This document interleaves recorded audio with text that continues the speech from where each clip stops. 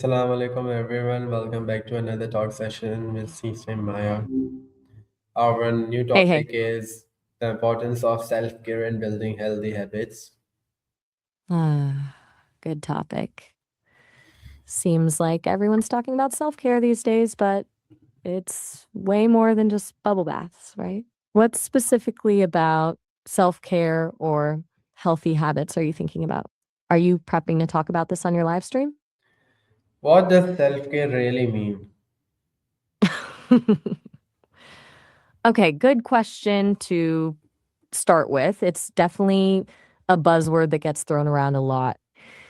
I think at its core, self care is about recognizing you have needs and then intentionally doing things to meet them. It's not selfish, it's necessary maintenance. It's not just about treating yourself when you're stressed, it's about proactively building things into your life that support your well being physically, emotionally, mentally. Does that resonate? Or is there a specific angle you're curious about? Why is self-care important in daily life?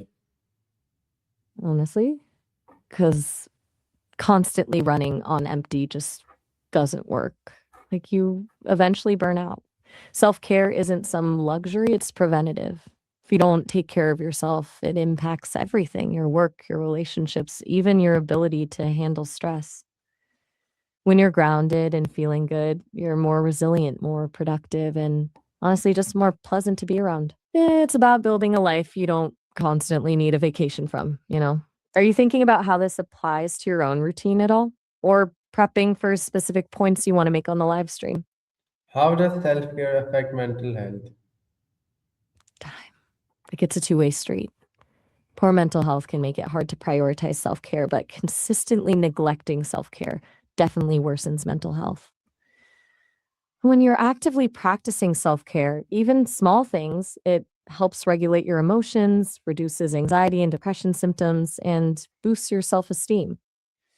It sends a message to your brain that you're worth taking care of, which is pretty powerful. Plus, things like exercise, release endorphins, mindfulness practices can quiet the inner critic, and healthy social connections provide support. It's not a cure all, obviously, but it's a really solid foundation. What specifically about the mental health aspect are you curious about? How does self-care improve physical well-being? It's a sneaky kind of improvement, right? It's not always direct.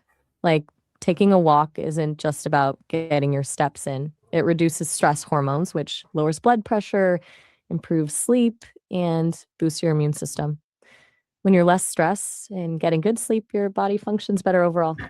Good nutrition, part of self care, fuels your body, giving you energy and protecting against illness.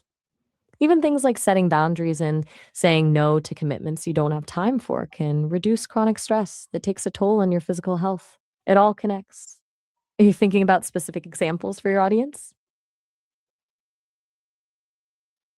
What are the most common types of self-care? Okay, buckle up because there's a lot. It's not one size fits all, of course, but people generally categorize it into a few areas. There's physical self care, things like exercise, healthy eating, sleep, and regular medical checkups. Emotional self care, setting boundaries, practicing gratitude, journaling, spending time with loved ones. Mental self care, reading, learning new things, doing puzzles, mindfulness, or meditation. Then there's social self care, connecting with friends and family, joining a club, volunteering. And finally, spiritual self care, which can be anything from religion to spending time in nature to just reflecting on your values. Does one of those areas stand out to you as particularly important, or maybe one you struggle with more? Why do people often neglect self-care? Ugh, good question. Honestly, life gets in the way. It's easy to get caught up in work, family obligations, and just the general hustle. And then self care gets pushed to the bottom of the list. There's also a lot of societal pressure to be productive and busy all the time. So taking time for yourself can feel selfish, even though it's not. Sometimes people don't even realize they're neglecting themselves until they're already burned out. And for some, it can be a deeper issue like a lack of self worth or a hard time setting boundaries. Does that sound about right? Or are you running into specific reasons with your audience that you're prepping for? How does self-care help reduce stress? Okay. So this gets into the biology a bit. Like when you're stressed, your body releases cortisol, the stress hormone. Chronic stress means chronically high cortisol levels, which is not great for your body. Self care practices help counter that. Things like exercise physically burn off adrenaline and endorphins, which are natural mood boosters. Mindfulness and meditation slow down your heart rate and calm your nervous system. Even something as simple as listening to music can help lower cortisol levels. Basically, self care gives your body a chance to switch out of fight or flight mode and into rest and digest mode. Make sense? It's kind of a it's kind of a system reset. How can someone identify what kind of self-care they need? That's a really good question because it's not just about doing what everyone else says you should. I think a good starting point is paying attention to your body and your emotions. What are you consistently feeling depleted of? Energy, joy, connection? What activities used to bring you pleasure but you've stopped doing? It's also about identifying your stressors. What specifically is causing you the most stress, and what kind of self care might address those specific challenges? Sometimes it takes some experimentation to figure out what works best. Trial and error, you know. Do you think that's something you'll cover on your live stream, helping people pinpoint what they need? What role does sleep play in self-care? Huge role, like foundational. Seriously. Sleep isn't just downtime, it's when your body and mind actually repair and recharge. When you're sleep deprived, everything feels harder. You're more irritable, less focused, more prone to stress, and your immune system suffers. It throws off your hormones, messes with your appetite. It's a cascade of negative effects. Prioritizing sleep is one of the most impactful things you can do for your overall well being. Think of it as hitting the reset button every night. Are you aiming to emphasize the sleep aspect in your live stream? Seems like a good point to make.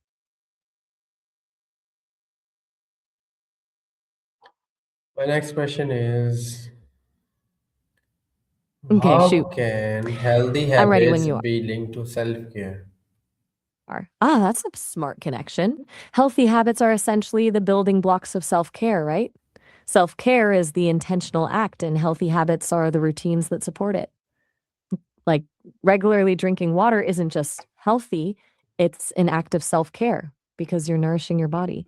Making time for exercise, prepping healthy meals, setting boundaries, they all fall under both categories. The key is to build habits that are sustainable and enjoyable so they don't feel like a chore. Otherwise, they won't stick. Does that make sense? It's about weaving self care into the fabric of your daily life instead of treating it like an occasional treat. Are you planning to talk about habit building strategies on your live stream?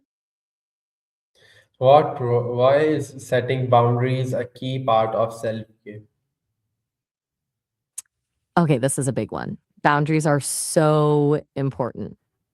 Think of it this way: when you don't set boundaries, you're basically letting other people dictate how you spend your time and energy.